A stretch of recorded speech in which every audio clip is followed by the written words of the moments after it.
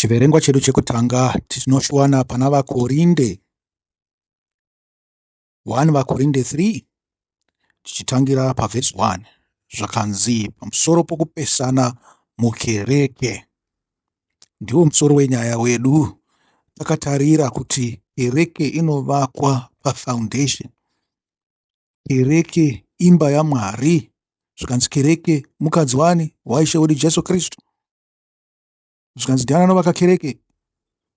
Ndiishe wedu Jesu Kristu. Zvikanzi yakavakirwa pafoundation yaishe wedu Jesu Kristu. Asi kereke inovakwa navanhu kuti vaite muviri anova mukadzi waishe wedu Jesu Kristu. Asi mukati mekereke imomo tinoona munhu mumwe nomumwe ane chimiro chake. Naizvozvo inzwire kuti kereke rinotibatsireiko kana munhu mumwe akasiyana kubva pane mumwe, nekuti munhu mumwe haangazvipesanisi. Muri kuzvinzwa? Akasara ari munhu anorarama. Iyo zvairi kunzi munhu mumwe, togoti chiko pakereke ine vanhu vane mifungo yakasiyana siyana, ivo vari 20,000. Dai vakanga vari 20 chete taingoti yakapatsanurwa kuitwa mumapatsi 20. Zvino zvaine 20,000 yakapatsanurwa kuita mumapatsi 20,000. Tingawane piko kuti kereke yedu ive yakakwana iri chinhu chimwe chete? Kubva paverse 1 zvinonzi, hama ndakanga ndisingagone kutaura nemi savanhu vomweya. Amen. Saka chinhu chekutanga chatinoda ndechei? Mweya. Zvikanzi asi savanhu venyama. Of course. Kana tiri vanhu venyama takatopesana, mumwe nemumwe anozvifungira zvake, mumwe nemumwe anozvikudza, mumwe nemumwe anozvitsvagira zvake zvinomuitira iye. Zvikanzi vacheche zvavo muna Kristu. Kana takunzi vacheche kazvingareve kuti maybe we are innocent. Hatina mhaka panyaya yekupesana apa. Asi zviri kunzi vacheche vekusati vaziva shoko raMwari. Muri kuzvinzwa? Imi zvino zvamane 50 years, ndebvu dzachena, ganda raunyana muri mukereke, muchiri kungonzi vacheche nanhasi here. Zvikanzi muri vacheche munani? Muna Kristu. Muri kuzvinzwa? Hazvina kunzi vacheche vani? VaKristu. Zvikanzi vacheche muna Kristu. Hamusi kukura muna Kristu. Ngativerenge nekukurumidza nekuti chirongwa chacho chakakura. Ndakakupai mukaka kwete zvokudya zvikukutu nokuti makanga musingagone kudya. Zvirokwazvo hamusati mava kugona kudya nazvino. Amen. Hama wadiwa, takatangwa nei? Isuka pawakapinda muchikristu wakatangwa nei? Kana uchiti iwe zvawakatangwa nazvo zvakanga zviri zvikukutu, saka zvinoreva kuti Mwari anoexpecta kuti iwe urambe uchienda pamusoro kupfuura izvozvo. Zvikanzi ndiko kukura kwako. Haungakure uchidzokera shure, unokura uchienda mberi. Muri kuzvizwa? Zvikanzi zvirokwazvo hamusati mava kugona kudya nazvino. Amen. Kugona kudya ndiko kukwanisa kushandisa shoko raMwari kuti ribuditse chii? Mweya waro. Kuti tisimbiswe, tivakwe, miviri yedu isimbe, miviri iri munani? Iri muna Kristu Jesu mambo wedu. Zvikanzi nokuti muchiri venyama, zvikanzi haimi muchiri vahedheni imi. Hamusati mauya kuchechi, muchiri kunze kwechechi. Kana kuti zvamunofunga zvinongoenderana nekuti muri vacheche, hamusati makwanisa kufunga zvakanaka. Ndokushorwa kwatiri kuitwawo savaKristu nokuti takapesana. Zvikanzi nokuti sezvo pakati penyu pachine godo negakava, ko hamusi venyika here? Ko hamusi kufamba savanhuwo zvavo here? Nokuti kana mumwe achiti ini ndiri waPauro, mumwe achiti ini ndiri waAporosi, ko hamusi vanhuwo zvavo here? Amen. Zviri kunzi chii tisingataura mazita avanhu? Zviri kunzi muri kufamba nemutoo wenyika.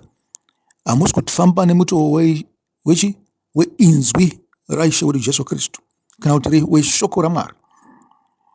Zvikanzi izvozvo ndizvo zviri kukonzera kupesana, ndizvo zviri kukonzera magakava, ndizvo zviri kukonzerawo godo. Kana takuti godo tiri vatadzizve. Kuti Mwari ngaye anotitiregedze kuti ruchiva kana godo kana pfini kana kusarura hantu. Naizvozvo tatova vanyika vakakwana.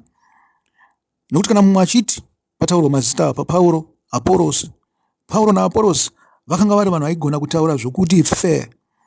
Vanhu vaigona kuparidza nokudzidzisa. Muri kuzvinzwa? Waiti wakanzwa Aporosi achitaura, Pauro wanga usingamufungi.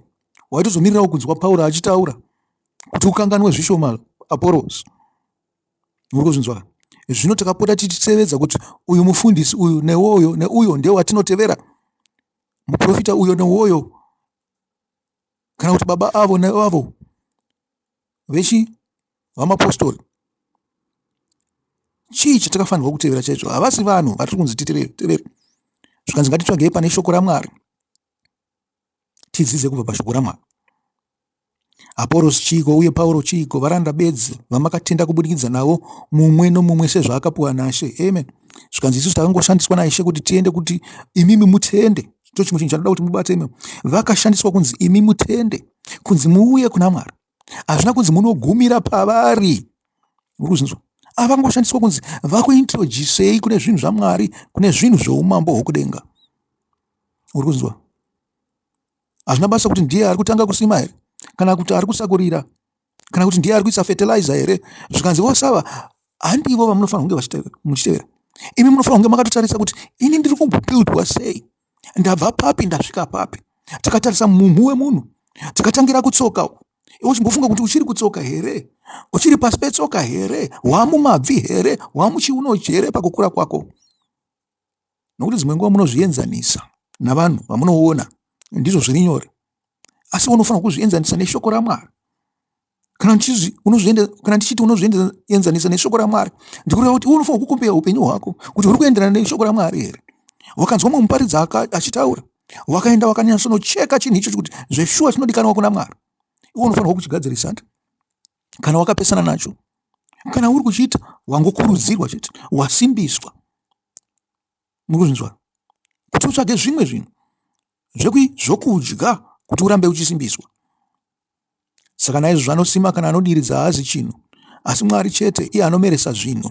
Munhu anosima nomunhu anodiridza vane chinangwa chimwe, uye mumwe nomumwe wavo achapiwa mubayiro maererano nezvaakabata pabasa rake. Amen.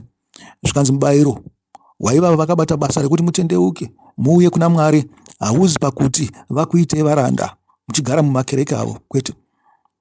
Zvikanzi izvozvo zvirakidze basa ravakabata, nokuti basa ravakabata rinongozivikanwa naMwari chete, nokuti mugove wavo uri kuna Mwari, hauzi pano panyika. Amen.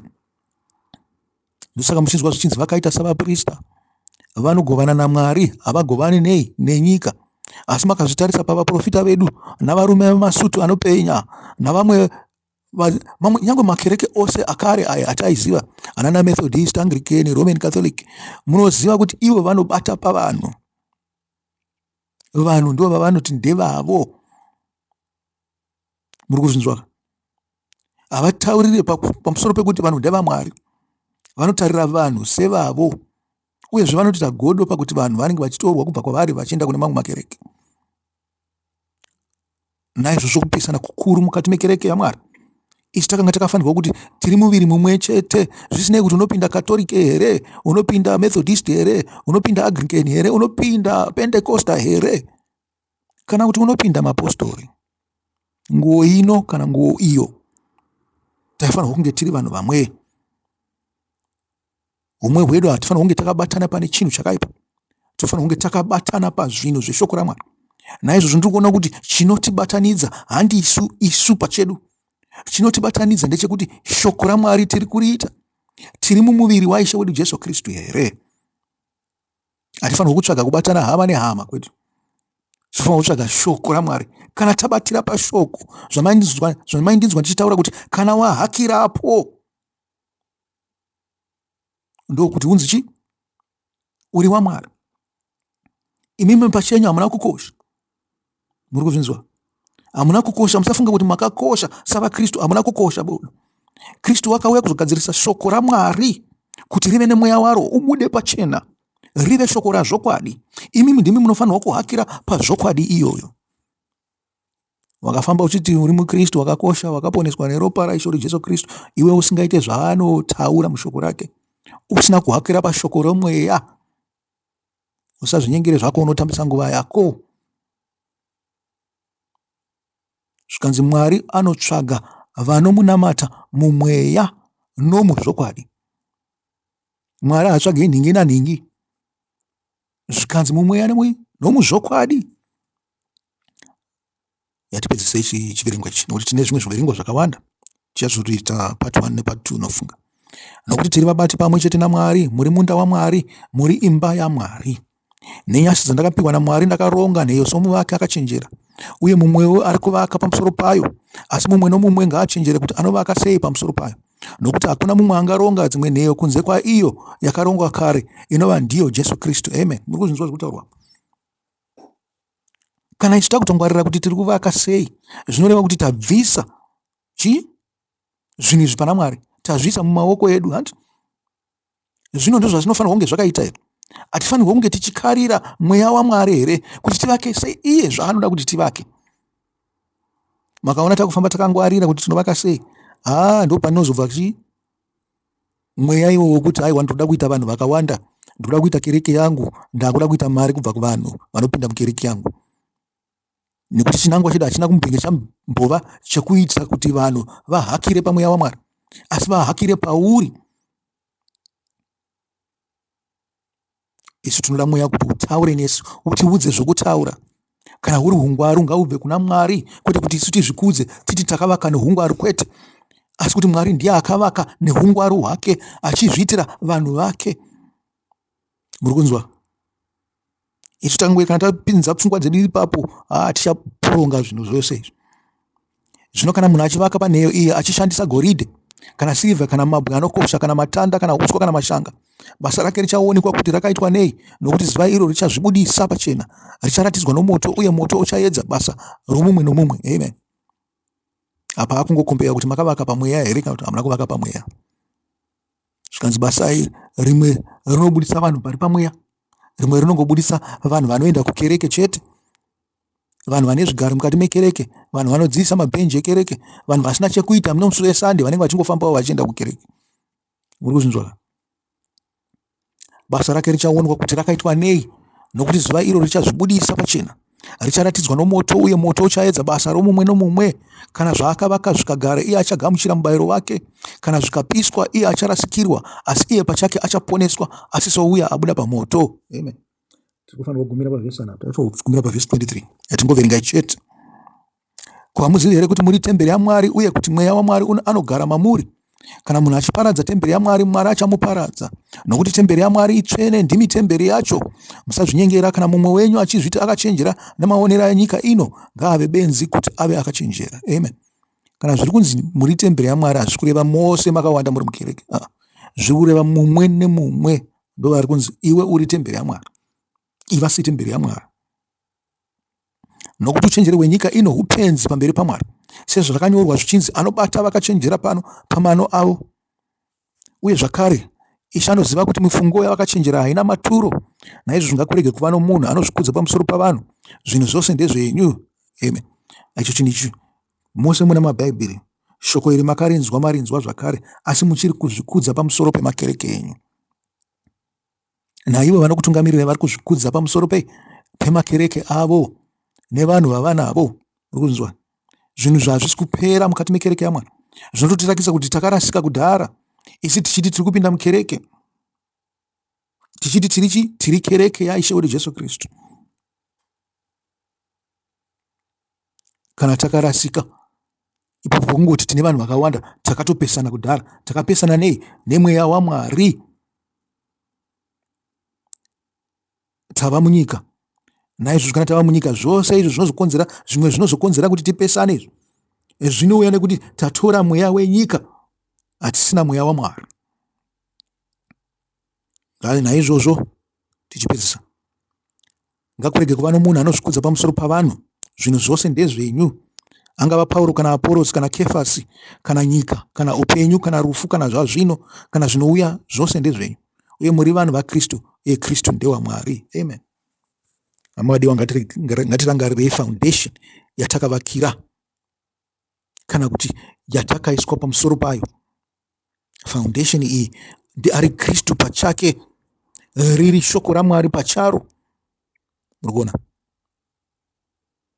Ngatisimbei nokusimbiswa seshoko iroro.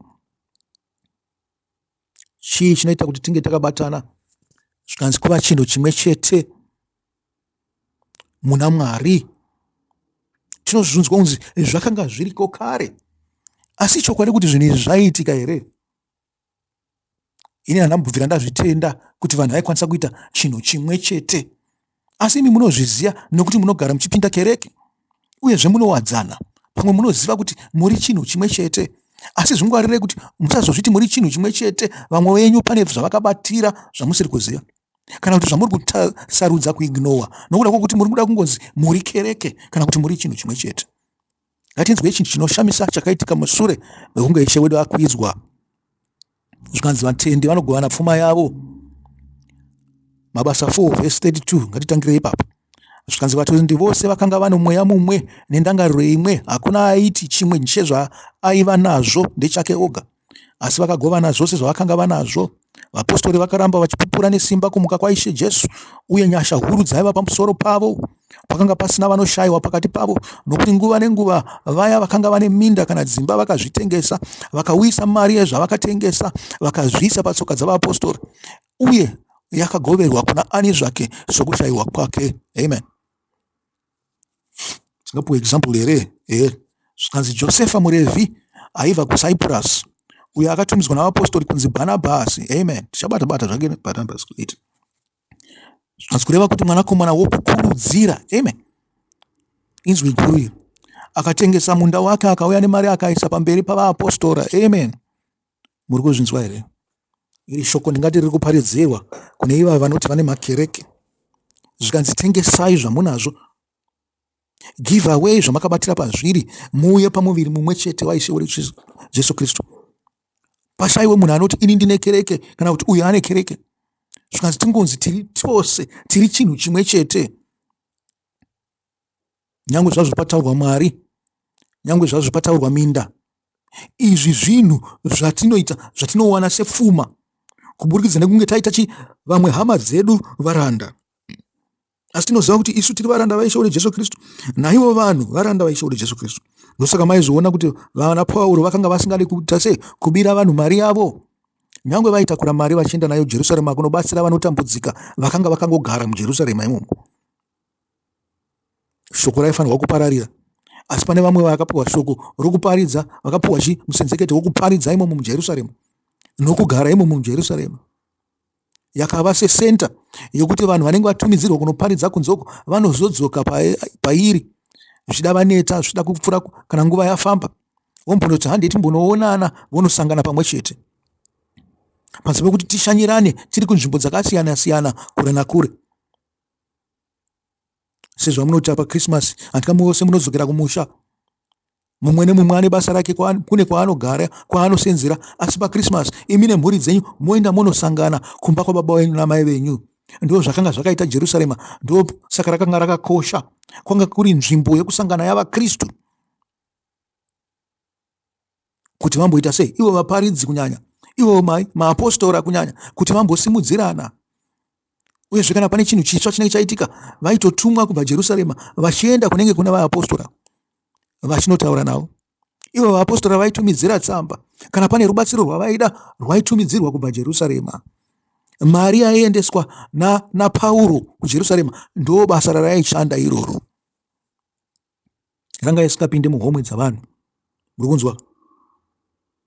Anzi kuva chinhu chimwe, kutengesa zvinhu zvose zvatinazvo. Pfuma yeupenyu haingori pamari chete. Pane zvinhu zvatakabatira zvakaita sezvimwari mukati meupenyu hwedu, zvatinodisisisa. Ndo zviri kunzi titengese, tiuye pamwe chete, tive chinhu chimwe chete. Asi pane chinhu one chatinofanira kunge takabatira pachiri. Ndiro shoko raMwari, shoko romweya. Muri kunzwa? Tingawana humwe here hwatinganzwe. Makaenda pana Mabasa 2 verse 43 to 47. Ingatibuditsire kuti chii? Kuwadzana kwavatendi. Zvikanzi vakazvipira pakudzidzisa kwavaApostori, napakuwadzana, napakumedura chingwa, uye napakunyengetera. Amen. Naizvozvo tinoona chimwe chinhu zvinokonzera kuti tinge tiri pamwe chete idzidziso. Zvino dzidziso dzedu zvadzapesana kudai, ndiani achanzi ari kuita zvakanaka? Ndiani muparidza achanzi mutsvene? Nekuti vakaparidza nezvinangwa zvavo zvakasiyana siyana nokudzidziswa kwavakaita. Asi munoziva kuti imimi pose panoitwa nyaya yecommunication, shoko richifamba, zvikanzi rinofamba, parinobuda, parinozosvika kwarinenge rasvika, rinenge rati pesanei nezvarakataurwa rakaita. Ameno mazuva ano tane marekodhi, unokwanisa kungorekodha munhu achitaura woendesa shoko kune nzvimbo dzose. asi kare raifamba nei? Nenzeve nemuromo. Kwanga kusina marekodha, kusari kwakunge kana pane tsamba yakanyorwa. Ndo zvakazoita kuti tuonewo tsamba dzenzvimbo dzakasiyana-siyana, dzavaKorinde, dzavaRoma, tsamba dzainyorerwa ivanhu vavo nokutadza kwavakaita nezvinhu zvaida kugadziswa mukati mekereke dzavo. Hakusi kuti zvose zvinowanikwa mucheche yekukorinde kana yavaRoma zvinowanikwawo kwedu. Asi nokuda kuti takaziva zvinhu izvi, takazviverenga, takaadapta kuti tikwanise kutadzawo savo, kuti shoko raMwari rigonzi riri relevant muupenyu hwedu. Pane zvimwe zvitadzo zvatakatotora nokuda kwebhaibheri. Zvaitaurwa kunzi vaKorinde havafanirwa kuita, zvaitaurwa kunzi vaRoma havafanirwa kuita, asi takatozvitora kuti zvive zvedu. Kuti tigovawo savaKristu vari kuRoma. Hatifanirwa kuzvikompeya nevanhu vari kuRoma kana kuvari kuvaKorinde kana vari Garatia. Zvinongotibatsira kunzwa kutadza kwavo, asi patinofanirwa kudzokera pamurau hwaMwari wakanga usina kuti kereke iyo kana kuti kereke iyo. Shoko raMwari risina zvimwe zvinhu zvipomerwa, raingotaura kuti ichi chakaipa, ichi chakanaka chete. Ndiro shoko romweya ratinoda. Mwari ngaatipe ungwaru, tizive kuda kwake. Amen. Ndichataura pamusoro pei? Iko zvino ndauda kupinda pamusoro pemadivisions, nekuti ivo vaitiparidzira hatingade kuvasora tichiti vakanga vasiri vatsvene kana kuti vaiparidza zvinhu zvavakanga vasingaite, asi tinonzwawo kuti kwaive nekupesana. Kupesana kwatinonzwa kwakasiyana-siyana. Iye Pauro pachake aitaura pamusoro pekupesana kwavaKorinde kwatatanga kuverenga. Iye akapesanawo nevamwe. Ngatiende pamaexamples okupesana kwake navamwe. Enda pamuna Mabasa 15 totangira pavhesi 36. Zvikanzi kupesana kwaPauro naBhanabhasi. Mushure mechinguva Pauro akati kuna Bhanabhasi, ngatimbodzokera timbondoshanyira hama kuna mamwe maguta atakaparidza shoko rashe, tinoona kuti vakadii zvavo.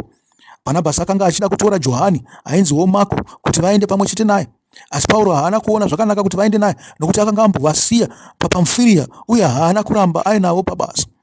Vakava nokupesana kukuru zvokuti vakaparadzana. Bhanabhasi akatora Mako akakwira chikepe vakaenda kuCyprus, asi Pauro akasarudza Cyrus akaenda akakumikidzwa kunyasha dzashe nehama, akapinda nomuSiria nokuSirisia achisimbisa kereke. Amen. Muri kunzwa? Chii chakambokonzera kuti vapesana? Zvikanzi basa raifanirwa kuita rakanga rapera. Zvakanga vakafanirwa kuita pakutanga pakuenda kwavanga vatumidzirwa, pavakaisirwa maoko pamusoro navamwe vadzidzi navaprofita, vachinzi vasarudzirwa basa iri, rakanga rapera. Zvino kudzokera kwavakanga vakuita uku, vakanga vakutongonoonawo zvavo vanhu. Tingati inewei kupesana uku hakuna basa, asi kuripoka. Nekuti Pauro anobuditsa kuti pane mumwe munhu waasingade. Muri kuzvizwa? Pane mumwe munhu wanga asina kuregerera pamusoro pezvakanga zvamboitika kuti kare. Saka Bhanabhasi tingati ari wrong here pakutora munhu uyu? Ndiani ari right zvino? Uyu atora akaipa uyu, akambotadza kare, kana kuti uyu anoramba mutadzi achiti haangave nesu zvakare, nekuti akamboita chinhu gore riya? Ndoda kuti imi mutonge ipapo sevanhu vane umwari, muzive kuti sei mukereke menyu muchipesana zvezvamunoita izvi. Nokuti pane maexamples atiri kutotarisa, atiri kutopuwa, ana Bhanabhasi naSauro. Aiwa, ndiPauro hazi Sauro. Pauro naBhanabhasi vakapesana, ende zvakatonyorwa pasi kuti vakapesana, uye zvezvikonzero zvavo zvavakapesana zvirimo munhingiriro mushoko raMwari. Nawo pamunenge muchijaja, munofanirwa kujaja neshoko raMwari, nohungwaru hwamakapuwa naMwari, nezivo yamunavo pamusoro peshoko rose raumburidzwa pamwe chete somuviri waIshe wedu Jesu Kristu, ndokuti mukwanise kuita madecisions akanaka. Pane mamwe maexamples. Vakapesanirei? Chimbozvibvunza izvi mozozvipindura. Pesanari. Sei vakapesana? All right. Rurimi rwaratadza kutenderera nemashoko. Mweya waMwari wakanga uri kupi vachipesana? Unofanira kuzvibvunza zvine izvi. Tinoita kunge tiri kutamba zvedu, asi munofanira kuzvibvunza, nekuti vanhu vaMwari havafanirwa kupesana. Vanhu vakanga vabata basa guru so havafanirwa kupesana. Asi zvinokwanisa kuita kuti zvinhu izvi zvinokwanisa kubva kuna Mwari. Kupesana chaiko kunokwanisa kubva kuna Mwari. Naizvozvo tingazvione kupesana kwavo kwakanga kwakafanira, nekuti basa rakanga rapera. Vanga vakuda kungoita zveushamwari zvavo, zvekufamba vari tu paushamwari hwedu tega tega hedu, vari zvimabhosi so. Mwari akapindira akavapesanisa, akati wochienda uko. Sezvinotaurwa neshoko raMwari kuti nyangwe navakanga vana Ishe wedu Jesu Kristu, nezuva raakabhitreyiwa mumunda, akatorwa navaprista, akabvunzurunzwa, vakamuzvidza, vakamuendesa kuna Pirato neHerodhi, vakapesera vamurovera pamuchinjikwa, wakafa, wakamuka mazuva matatu apera. Zvikanzi kubva pazuva iroro Mwari anotaura mukati meshoko rake achiti ndichapesanisa vanhu ava. Zvikanzi ndicharova chi? Mukuru wavo, boka rehwai rigoita sei? Rigopararira. Kupararira uku kwanga kwakanaka kuti shoko riendeswe kune zvimwe nzvimbo dzakasiyana siyana, dzakanga dziri kure neJerusarema, dzakanga dzisiri pakati pavanhu vavo chete. Vamwe vakatosumuka vachibva ipapo, vamwe vakangonohwanda muzvikwenzi, vadzoka vaungana zvakare navamwe, kusvikira vamirire chi? Ishe wedu Jesu avarayira kuti chiendai, ndakufemerai, mweya mutsvene uchauya pamuri, agogara pamuri, mugofamba muchiparidza nezveumambo hwokudenga. Muri kupanzwa? Naizvozvo kupesana kunokwanisa kubva kuna Mwari, nekuti ndiye anorova boka kuti ripararire. Pauro haaziri munhu woga akapesana naye, aipesana navanhu nguva dzose vakanga vari vamwe vaApostori. Akapesanawo naPita, wakanga uri mukuru, wakanga wasiya ari pachigaro naIshe wedu Jesu Kristu. Zvisinei kuti Pita akatadza kana kuti akagona, asi zvinonzi pana VaGaratia 2 kubva pavhesi 11, asi Pita paakauya kuAntioku, ndakamutsiura pachena nokuti akanga akanganisa. Zvaivapo ndezvokuti vamwe varume vasati vauya kubva kuna Jemusi aidya nevechirudzi. Zvanzi Pita ndiye aidya nevechirudzi. Asi varume ava pavakazouya kubva kuna James, zvikanzi akabva aregera, ava kuzvitsaura pamusana pokutya vebato rekudzingiswa. Amen. Zvikanzi chakakonzera kuti aite izvi, panga pato nemadivisions mukati mekereke, uyezve pane rimwe bato rakanga rakasimba kupfuura mamwe, rainzi bato rekudzingiswa. Iro rakanga ribato rekuti kana madzokera Jerusarema unokwanisa kunzi hausisi imo musinagogo, wadzingwa musinagogo, hatichakuda semumwe wavadzidzi vaIshe wedu Jesu Kristu. Zvinhu izvi zvakanga zvava panyama, zvakungoitwa panyama zvazvo. Istanbul vakanga vari humwe pamweya, saka Mari yakanga iri kuenda kune vanhu vakanga vari panyama zvavo. Munofunga kuti Maria yaizoshandiswa zvakanaka here yaita kurwa naPauro? Yaizosvika here kunoita basa raifanirwa kuita? Kana musina kungwara muchatonzwa kunzi vamwe vanga vatenga dzimba mukati meJerusarema, vamwe vaimbogara muhozi, vanga vagogara mumamanshoni, vachifamba vakatakurwa nengoro.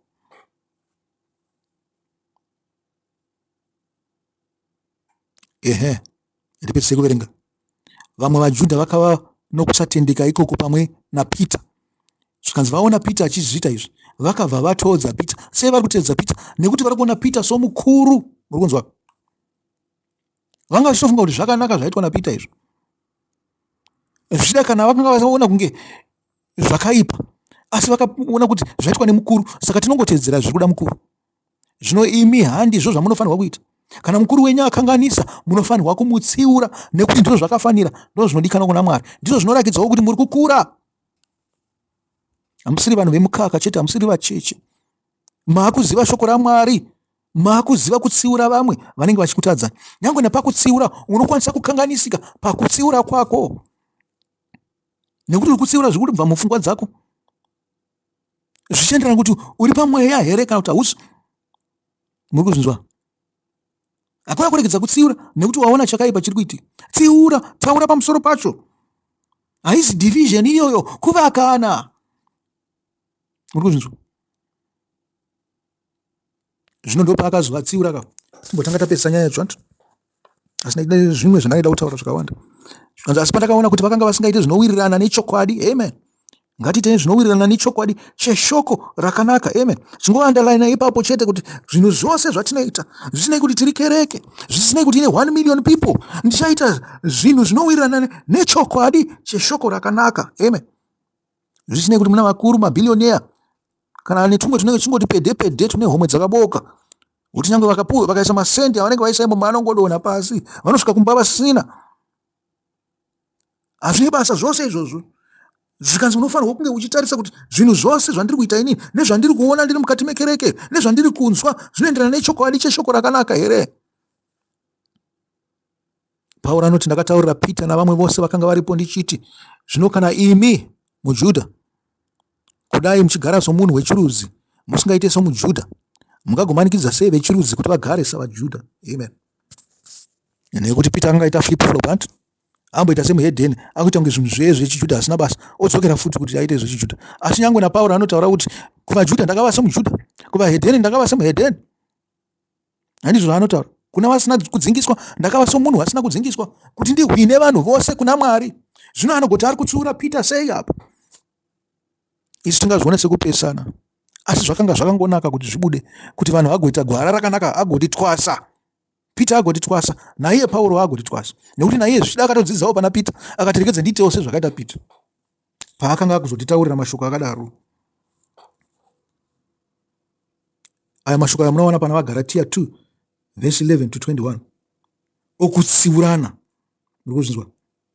Nekuti zvinonzi chimu chishona chedu, akutsiura ndewako hanzi. Zvikanzi akuruma nzeve ndiani? Ndewako. Kurumana nzeve kwakanaka. Nekuti tikurumana nzeve tichida kuti tiite zvakanaka, tive pachokwadi. Saka musanete nekutsiurana. Hazvizi zvidzike. Nyangwe iwe uri muwo mutsiuri, wakatsiura vafundisi vakakudzinga, zvakangonaka. Wakabatira pavafundisi here kana kuti wakabatira pana Ishe wedu Jesu Kristu? Wakabatira pachokwadi cheshoko rakanaka, hauna kubatira pavafundisi. Ndiro ruponeso rwedu irworwo rwatakasirwa naIshe wedu Jesu Kristu. Muri kuzvinzwa? Proverbs 27 verse 17 inoti kudiniko? Zvirevo. Enda pana Zvirevo. Inoti simbi inorodza imwe simbi. Amen. Itai mose ndiri simbi yebasa. Ndiri simbi yebasa yokurodza vamwe. Asi munhu anorodza anofanirwa kunge akasimba pana Ishe wedu Jesu Kristu, akasimba pashoko rechokwadi. Muri kuzvinzwa? Zvikanzi simbi inorodza imwe simbi, saizvozvowo mumwe munhu anorodza mumwe. Amen. Tichipedzisa nePisarema 141 verse 3 to 5 inotaura David achichema achiti, ndakatukwa, ndakazvidzwa, ndakaita sei. Asi inzwai mashoko ake. Zvikanzi, isai murindi pamuromo wangu imi Jehovha, chengetai mukova wemiromo yangu. Amen. Mwoyo wangu ngaurege kukweverwa kune zvakaipa. Izvi hazviitoka izvi. Ambotaura pamusoro pemuromo kuti isai murindi, akutaura pamusoro pemai basa. Zvikanzi mwoyo wangu, pavhesi 4, mwoyo wangu ngaurege kukweverwa kune zvakaipa, kuti ndiitewo mabasa akaipa, navanhu vanoita zvakaipa. Ngandirege kudya zvinozipa zvavo. Amen. Hazvinei kuti uri mukereke, hazvinei kuti uri kunze kwekereke. Vanoita zvakaipa navanotaura zvakaipa vanongowanikwa chete. Ndosaka ndichitaura pamusoro pekubatana kuyakwa. Nditi dzimwe nguva kupesana kwacho kutoripo kare, muchifunga kuti makabatana, muchifunga kuti muri kereke. Kereke iwewe ndiwe kereke yacho pachako, uri munhu wani. Wakada kuzvibatanidza nemumwe munhu uchenjera kuti muchaita gwinda musaira mugehena, kana kuti iye achakukwevera kugehena. Nekuti unenge uchitika ndewe kereke, anoitawo zvinhu zvei. Kana achiita zvinhu zvake izvozvo ari mukereke, ini ndingangoitawo zvimwe chetezvo. Hatina kusiyana. Mupangwarire ipapo. Zvitori nani kuva nekupesana. Foundation yedu haizi foundation yemabuildings atinopinda, kana ushamwari unokukokorodzana kwedu iri pashoko rezvokwadi, murayiro waMwari. Inzwa pavhesi 5 kuti anoti chii? Akarurama ngaandirove, ndidzo tsitsi ngaanditsiure, ndiwo mafuta pamusoro wangu, musoro wangu hauzorambi izvozvo. Amen. Mukristu ngaanongedze zvakaipa zvaanenge achiona mukereke, kuti avake vamwe, asimbise vamwe. Nokuti ndicho chikonzero chinoita kuti vafundisi vapote vachimira pamberi vachiparidza. Vanoparidza pamusoro pekutadza kwedu, vanoparidza pamusoro pemagariro edu, vanoparidza pamusoro pegwara chairo ratinofanirwa kufamba naro. Naizvozvo ngatitsiurane. iwe usatye kutsiurwa. Kana watsiurwa enda unotarisa kuti ndizvo here pamagwaro, wosandura nzira yako, wosandura mafambiro ako kuti ugove simbi yebasa. Zvikanzi asi munyengetero wangu ngaurwise mabasa avaiti vezvakaipa nguva dzose. Amen. Nyengetererai kuti mubve pane zvakaipa. Muwanewo vanotaura nemi vachikusimbisai, vachikurodzai. Kuti dzimwe ngomufundisi paanenge achikotaura ari pamberi apa anenge achikotaurawo zvake. Munenge makangogarawo mumabhenji muchidzidzisa mabhenji muri kutofunga zvimwe zvinhu zvenyu. Asi kana makatsiurwa pamabasa amunenge muchiita, akutsiura ndewako. Hama vadiwa, rinoranga riri zuva ra41 rokuverengwa kweOmer, tichiti makaropafadzwa Baba wedu ari kudenga, musiki wezvinhu zvose zvapasi, zviriko kumusoro nezviri mukati mumakungwa. Makatipa mitemo yemwi, makatipa mitemo yenyu inoita kuti tive vatsvene, makatirayirawo pamusoro pekuverengwa kweOmer. Rino riri zuva ra41 zvichireva vhiki 5 namazuva 6. Tosangana pazuva rinotevera. Amen. Mwari akuropafadzei nekukukomborerai, akuchengetei. Chisarai.